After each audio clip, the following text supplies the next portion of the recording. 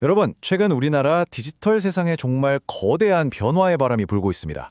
오늘 바로 그 변화의 핵심, 이른바 새로운 게임의 법칙이 뭔지 한번 제대로 파헤쳐 보겠습니다. 사실 우리는 지난 몇 년간 디지털이 주는 편리함에 흠뻑 빠져 살았죠.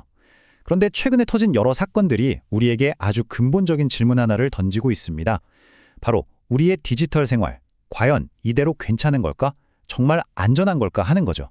생각해보세요. 대규모 개인정보 유출은 이제 뉴스거리도 아닐 정도고 국가 행정망이 멈춰서는 초유의 사태가 벌어졌죠. 심지어 데이터 센터에 불이 나서 서비스가 중단되는 일까지. 이런 대형 사고들이 연달아 터지면서 우리나라 디지털 시스템의 취약한 부분이 그대로 드러났고 사람들의 신뢰는 그야말로 바닥까지 떨어졌습니다. 그래서 정부가 칼을 빼들었습니다. 디지털 미래를 위한 판을 아예 새로 짜고 있는 건데요. 자, 오늘 우리가 살펴볼 이야기는 이렇습니다. 먼저 문제의 근원인 디지털 시대의 그림자부터 보고요. 그 해결책으로 나온 새로운 청사진과 AI 안전 여건이라는 개념을 살펴볼 겁니다. 그리고 최악의 상황을 대비한 안전망, 또 기업들이 져야 할 훨씬 무거워진 보안 책임을 거쳐서 마침내 운영 가능한 AI라는 새로운 시대가 어떻게 열리는지 확인해 보겠습니다. 자, 첫 번째 이야기입니다. 바로 디지털 시대의 그림자. 그동안 우리는 혁신이라는 밝은 빛만 쫓아가는 동안에 그 뒤에 드리워진 안정성과 보안이라는 거대한 그림자는 제대로 보지 못했던 거죠. 그리고 이제 그 그림자가 우리의 발목을 잡는 순간이 온 겁니다. 이렇게 흔들리는 기반을 다시 단단하게 만들려면 무엇부터 해야 할까요? 시작은 바로 제대로 된 설계도, 즉 표준을 만드는 겁니다. 우리나라 디지털 서비스에서는 바로 전자정부 표준 프레임워크가 그 역할을 하고 있습니다. 이게 뭐냐면요. 2009년에 처음 만들어진 건데 공공 IT 시스템을 구축할 때 이렇게 만드세요 하고 정해준 일종의 가이드라인, 약속 같은 거예요. 이걸 쓰면 품질이나 효율, 보안을 일정 수준 이상으로 보장할 수 있는 거죠. 그러니까 우리나라에 있는 1만 개가 넘는 정부 시스템의 공식 건축 매뉴얼인 셈입니다. 근데 최근에 나온 5.0 버전은요, 그냥 조금 바꾼 수준이 아닙니다.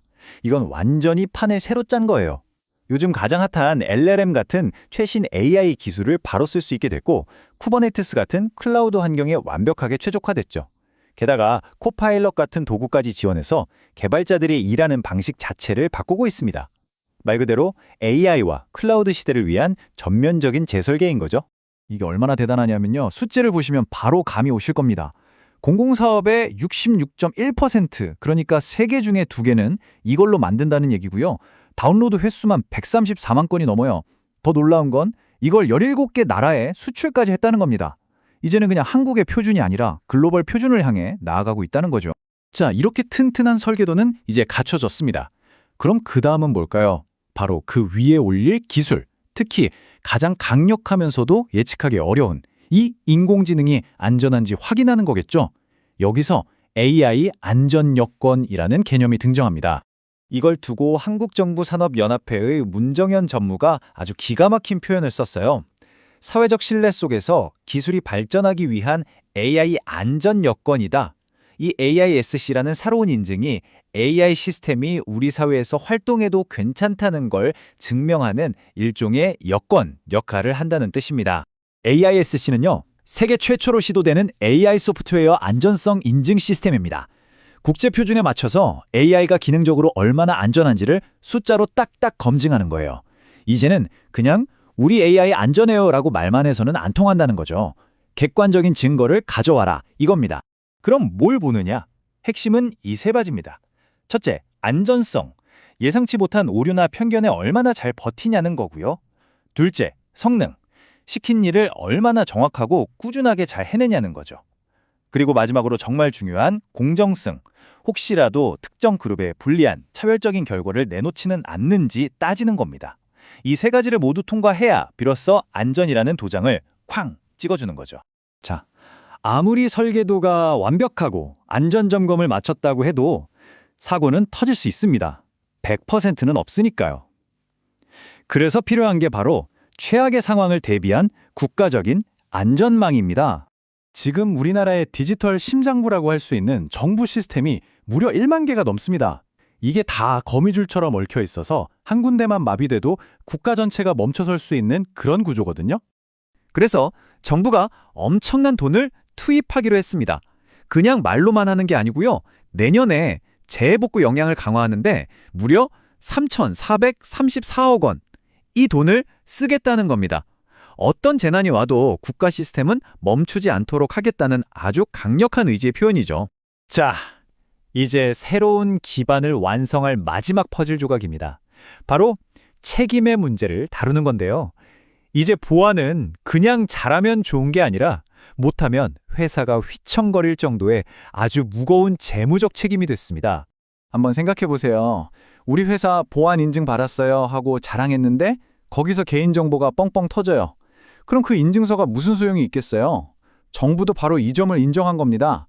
아, 종이 한 장짜리 인증서로는 진짜 안전을 보장할 수 없구나. 기존 방식은 실패했다. 이렇게요. 그래서 판을 완전히 바꿉니다.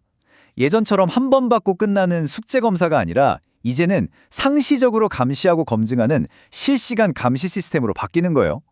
감사는 훨씬 단단해지고 만약 사고가 터지면 바로 특별감사 들어가고 최악의 경우엔 인증 자체가 취소될 수도 있습니다.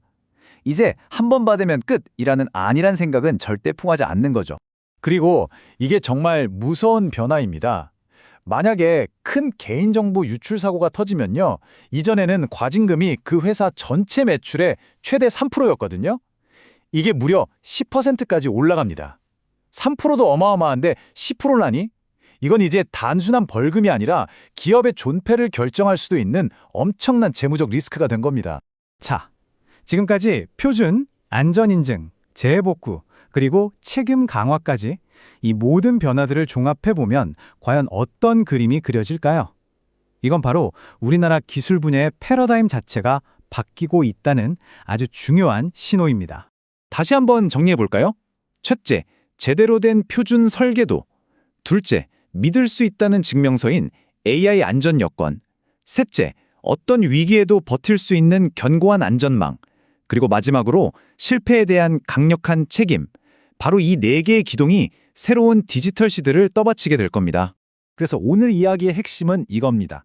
우리나라의 디지털 전략이 이제 무엇을 만들 것인가에서 어떻게 안전하게 운영할 것인가로 그 무게중심을 완전히 옮기고 있다는 겁니다.